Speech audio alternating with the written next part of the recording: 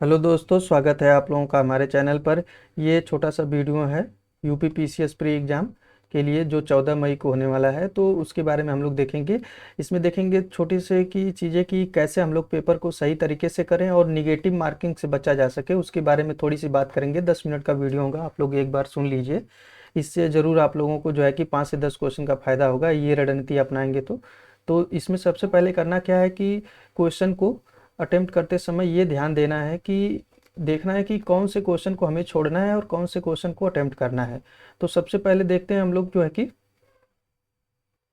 यहाँ पर मैंने जो है कि 2022 के पेपर को लिया है। पेपर जो 2022 में हुआ था उसी के पेपर को लिया है। इसी से क्वेश्चन को देख के हम लोग समझेंगे कि कैसे क्वेश्चन को अटेम्प्ट करना है। तो आइए देखते हैं। तो अगर 10वें क्वेश्चन को हम लोग देख लेते हैं, तो 10वें क्वेश्चन में कुछ मिलान से संबंध कुछ व्यक्ति दिया गया है और उनसे संबंधित पद और कार्य दिए गए हैं। अगर ऐसे क्वेश्चन एग्जाम में आते हैं मिलाने के लिए, तो ये क्वेश्चन देखने में तो टफ लगते हैं लेकिन बहुत ही आसान हो जाते हैं। इनको मिलाने का एक तरीका होता है कि जो पॉइंट आप लोगों को सबसे अच्छे तरीके से पता है उससे मिलाना चाहिए। तो जैसे अगर आप लोगों को पता होगा, तो यहाँ पर अगर देखा जाए तो जो डी के कर्वे थे, डी के कर्वे ये किससे संबंधित थे? तो ये जो सचिव थे, बीडो रीमैरिज एसोसिएशन था, उसके सचिव थे। तो अगर आप लोग इस पॉइंट को समझ पा रहे हैं तो ए का 2 हो जाएगा। तो ए का 2 हो जाएगा, तो यहाँ पर देखा जाए तो ए का 2 केवल 2 में है, तो ये भी कट जाएगा और उसके बाद जो है कि ये भी कट जाएगा। कि केवल हम लोगों के पास 2 ऑप्शन बच रहे हैं। और इसमें देखा जाए तो जो ईश्वर चंद्र विद्यासागर थे, ये जो है कि कलकत्ता में संस्कृत के कॉलेज के प्राचार्य थे। तो इस पॉइंट को अगर आप लोग फिर से पकड़ लेते हो तो फिर उसके बाद जो है कि किसी चीज़ की ज़रूरत नहीं होगी। सी का 4 हो जाएगा, तो यहाँ पे आंसर सी का 4 इसमें केवल दिया है, तो ए ऑप्शन हो जाएगा। अगर इस टेक्निक से आप लोग क्वेश्चन को सॉल्व करते हो कि जो पॉइंट आप लोगों को अच्छे से पता है, केवल उसको पकड़ के क्वेश्चन को सॉल्व करने का प्रयास किया करिए, तो क्वेश्चन और जो है कि आसानी से सॉल्व हो जाएंगे। क्वेश्चन को देखना क्या है कि जैसे अगर पूरे पेपर को अगर आप स्मार्टली तरीके से सॉल्व करते हैं तो 5 से 10 क्वेश्चन जो है कि आप लोगों के या तो आते हुए गलत हो जाते हैं या फिर उनको सही तरीके से नहीं पढ़ा जाता है, या इसमें एक देता है क्वेश्चन, हम लोग देख लेते हैं, जो नहीं करके पूछता है उससे भी गलत हो जाते हैं। तो इसी को हम लोगों को यहाँ पे समझना है कि ये गलती ना होने पाए एग्जाम में। तो आइए देखते हैं अगले कुछ क्वेश्चन पे देख लेते हैं हम लोग। यहाँ पर जो 12 नंबर का क्वेश्चन दिया गया है, तो इसमें अगर आप लोग स्मार्ट देखें तो ये क्या करता है, तो जो जो बेल्लारी श्रृंखला है, बेल्लारी, तो ये कहाँ पर है? तो ये कर्नाटक में है। तो एक पॉइंट अगर आप लोग पकड़ लेते हो तो इससे क्वेश्चन सॉल्व हो जाएगा। जो बी का है वो 4 है, तो बी का 4 केवल इसमें दिया गया है, तो बाकी सारी चीज़ों को मिलाने की ज़रूरत नहीं है, केवल डी ऑप्शन हो जाएगा। इस तरीके से आप लोग पेपर को सॉल्व करिए और क्वेश्चन आसानी से सॉल्व हो जाएगा और गलत भी नहीं होगा, और जल्दी से, मतलब टाइम भी आप लोगों का बचेगा इसमें। तो इस तरीके से आप लोगों को पेपर में भी ऐसे ही करना है। और एक हम लोग देखेंगे कि कौन से क्वेश्चन को छोड़ना है ताकि निगेटिव मार्किंग से बचा जा सके। जो निगेटिव मार्किंग है 1/3 है यहाँ पे, तो इससे बचने के लिए कि हम लोगों को ये भी देखना होगा कि कम से कम क्वेश्चन माइनस मार्किंग में चला जाए। तो इसकी वजह से आइए देखते हैं। तो एक क्वेश्चन यहाँ पर दिया गया है कि निर्धनता को एक सामाजिक समस्या माना गया है, जो कि लंदन में निर्धनता पर किए गए शोध सर्वेक्षण का परिणाम है। इसके शोधार्थी कौन थे? तो अगर ऐसे क्वेश्चन एग्जाम में आ जाते हैं तो ये मोस्टली ज़्यादातर लोगों को नहीं पता होगा। किसी ने पढ़ा हो तो वो अलग बात है, लेकिन ज़्यादातर लोग ऐसे क्वेश्चन को स्किप कर देते हैं। तो ये क्वेश्चन छोड़ देने वाला है। यहाँ पर चार्ल्स बुथ दिया है, तो इस क्वेश्चन को छोड़ देना है, अटेम्प्ट नहीं करना है। अगर आप लोगों को नहीं पता है, इस टाइप के क्वेश्चन अगर आ रहे हैं, अगर उसके बारे में नहीं पता है तो इसको स्किप कर देना है ताकि माइनस मार्किंग से बचा जा सके। इस प्रकार के क्वेश्चन जो जैसे ये दिया हुआ है, पूरे पेपर में 10 से 15 क्वेश्चन होंगे, इनको आप लोगों को अटेम्प्ट नहीं करना है। कुछ क्वेश्चन ऐसे होते हैं जो एग्जाम में नहीं हो पाते हैं, तो उसके लिए परेशान नहीं होना है। आप लोगों को केवल 95 से 100 के बीच टारगेट रखना है कि सही क्वेश्चन कर पाएँ। इतने में आप लोगों का प्री आराम से क्वालिफाई हो जाएगा। और जो है कि आइए देख लेते हैं कुछ और क्वेश्चन के बारे में, हम लोग टेक्निक से सॉल्व करने का प्रयास करते हैं। जैसे एक क्वेश्चन यहाँ पर दिया गया है कि व्यक्ति दिया गया है और उससे संबंधित क्या दिया गया है, तो उसके मिलाना है। तो जैसे MS स्वामीनाथन, तो ये सबको पता होगा कि ये हरित क्रांति से संबंधित है। तो ए का 3 आप लोगों को देख लेना है, तो ए का 3 केवल एक में दिया गया है, तो यहाँ पे डी ऑप्शन सही हो गया। बाकी चीज़ को मिलाने की जरूरत नहीं। तो इस रणनीति से आप लोग पेपर सॉल्व करिएगा ताकि जो है कि कम से कम समय में और गलतियां भी कम हो। तो अगर आप लोग ऐसे पॉइंट को पकड़ते हो जिसको आप लोगों को श्योर पता है, तो वहाँ पे गलती होने का चांस कम हो जाएगा। बाकी चीज़ें अगर नहीं भी आ रही हैं ये सब चीज़ें, तो तब भी काम हो जाएगा। एक क्वेश्चन यहाँ पर दिया गया है, जैसे म्यांमार का पेशुयामा क्षेत्र किस खनिज क्षेत्र के लिए प्रसिद्ध है। अगर जिसने पढ़ा है तो वो तो कर लेगा, अगर जिसको नहीं पता है तो ये इसमें जो है कि इसको स्किप कर दे, इसको स्किप कर दे। अगर इस टाइप का क्वेश्चन आ जाता है कभी नया, तो अगर जिसको पता है वो तो कर लेगा, अगर जिसको नहीं पता है तो वो स्किप कर देगा, उसके लिए अच्छा रहेगा, क्योंकि इसमें कुछ दिमाग लगाने वाली चीज़ें नहीं है। यहाँ पे जो है कि नाम दिए गए हैं और उसको जिसने पढ़ा है वही कर पाएगा, तो इसमें कुछ दिमाग नहीं लगा कर आप कर सकते हैं, तो इसको स्किप कर सकते हैं। ऐसे क्वेश्चन को आप लोग स्किप किया करिए एग्जाम में, ताकि जो है कि माइनस मार्किंग से बचा जा सके। कुछ और क्वेश्चन के बारे में हम लोग देख लेते हैं, जैसे लोकसभा का जो है कि वर्ष दिया गया है, चुनावी वर्ष दिया गया है। अगर ऐसे क्वेश्चन में आपको करना होगा, अगर आप लोगों को नहीं भी पता है तब भी आप लोग अगर दिमाग लगा के कर सकते हैं क्वेश्चन को।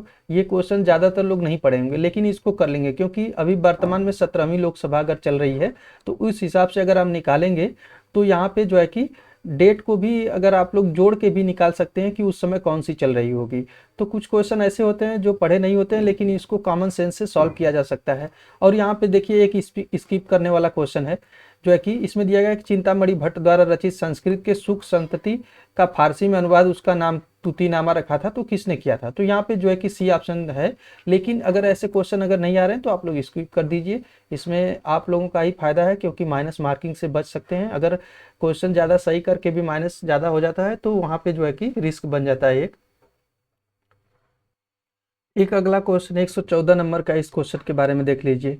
यहाँ पर जो है कि भारत के संदर्भ में कुछ कथन दिए गए हैं और उस क्वेश्चन को सॉल्व करना है। तो पहला पॉइंट क्या दिया गया है, तो यहाँ दिया गया कि भारत विश्व का छठा सबसे बड़ा देश है। तो भारत विश्व का छठा नहीं, सातवां है। तो ये पॉइंट अगर आप लोगों को पता होगा, ज़्यादातर लोगों को ये पता होगा कि भारत विश्व का सातवां सबसे बड़ा देश है, तो ये पहला तो गलत हो गया। अगर पहला गलत हो गया तो जिसमें पहला ऑप्शन होगा वो गलत होगा। तो यहाँ पे सी ऑप्शन तो नहीं, बी ऑप्शन तो नहीं होगा, ये तो कट गया। बाकी के 3 ऑप्शन बचे हुए हैं। और अगला पॉइंट हम लोग देख लेते हैं।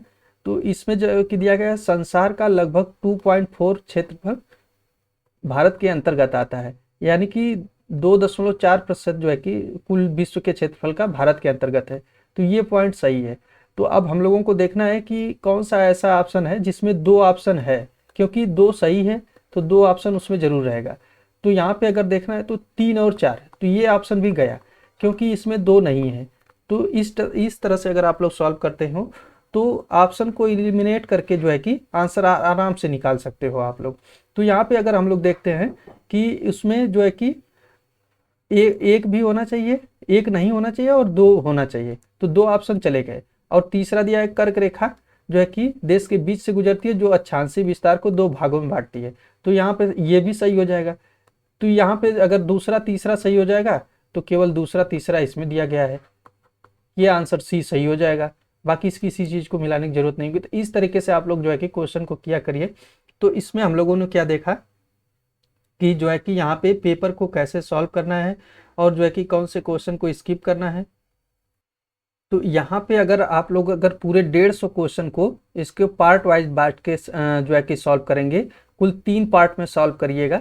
ऐसा करिएगा कि जो है कि पहले राउंड में जो है कि 60 क्वेश्चन करिए जो आपको श्योर पता हो, 60 क्वेश्चन श्योर पता हो। बाकी के दूसरे में 40 करिए, जिसमें से 2 ऑप्शन आपको आ रहे हो, दो नहीं आ रहे हो या एक आ रहे हो।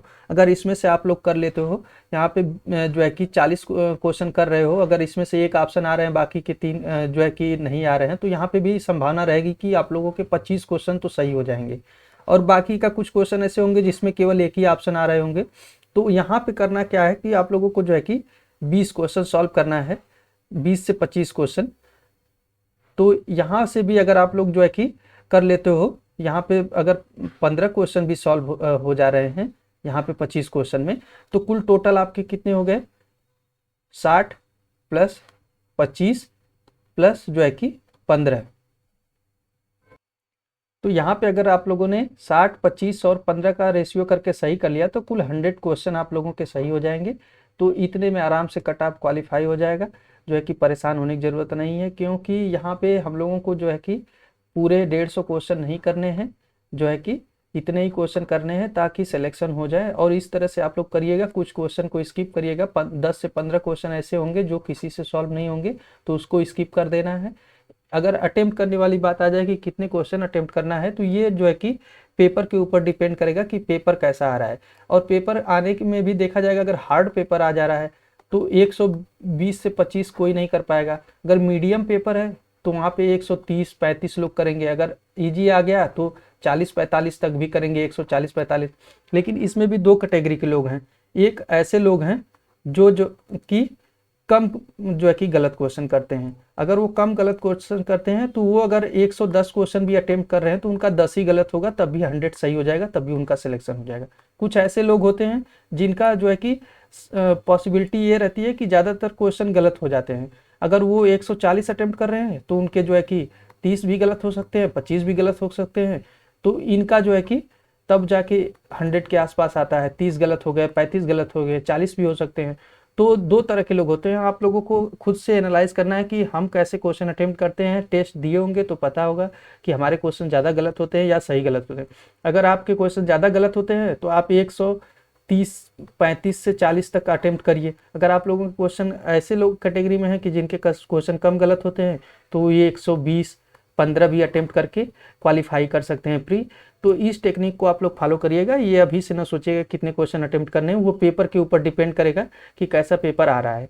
बाकी की रही बात जो है कि क्वेश्चन अटेम्प्ट करने की, तो कैसे सॉल्व करना है इसको हम लोगों ने देख ही लिया है क्वेश्चन के माध्यम से कि कौन से क्वेश्चन को कैसे अटेम्प्ट करना है और स्किप किसको करना है। इसी टेक्निक को फॉलो करिए। अगर आप लोग अच्छे से इसको फॉलो कर लेते हो तो जो है कि यहाँ पे 10 क्वेश्चन का फ़ायदा, 10 से 12 क्वेश्चन का आप लोगों को फ़ायदा होगा। क्योंकि साल भर किसने कितना पढ़ा है वो नहीं है, मतलब ये है कि वहाँ पे पेपर कैसे अटेम्प्ट किया जा रहा है और कितने क्वेश्चन सही हो पा रहे हैं। मेन जो है कि उस 2 घंटे की वैल्यू है कि वहाँ पर क्या परफॉर्मेंस आप लोगों का हो रहा है। तो ये तो रह गई पेपर से संबंधित बातें। बाकी तैयारी की तो आप लोगों ने जितना भी पढ़ा है उसको रिवीजन कर लीजिए। 1 से 2 दिन का और टाइम है। अगर आप लोग जो है कि करंट अफेयर्स के वीडियो को रिवीजन करना चाहते हो तो ये चैनल पर एक प्लेलिस्ट बनी हुई है करंट अफेयर्स की, जिसमें जो है कि 2.5 घंटे में जो है कि पूरे 7 महीने का करंट अफेयर्स कराया गया है। तो उसको आप लोग एक बार जरूर देख लीजिएगा। और कृषि और इकोनॉमी के डाटा जो है कि 15 मिनट के वीडियो में रिवीजन कराया गया, तो ये 2 वीडियो आप लोग जरूर देख लीजिएगा ताकि जो है कि लास्ट समय में पूरा रिवीजन हो जाए। और चैनल को जरूर सब्सक्राइब करिए और इस वीडियो को शेयर कर दीजिए। Thank you.